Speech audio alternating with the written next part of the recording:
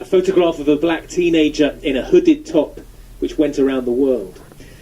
The parents of Trayvon Martin say that their son was killed and that the police didn't investigate his death properly because of the colour of his skin.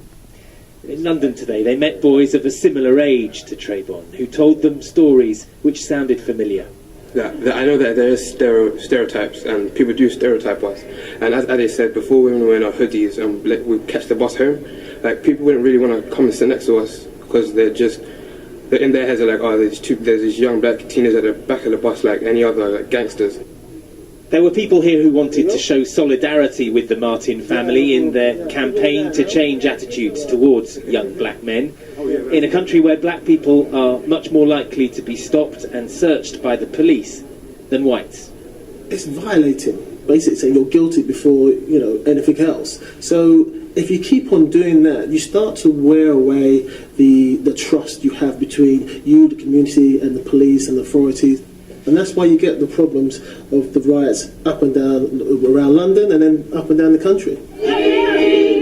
In America, Trayvon's death and the reaction to it showed how much issues of race still haunt that country, particularly when it comes to criminal justice. But as his parents are finding out, it's not just an American problem.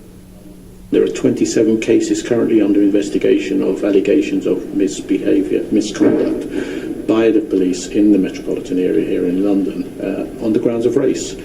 The fact of life is racial prejudice has not gone away, whether it's in the United States or it's in Europe or it's in this country. What we're going to do is we're going to change minds.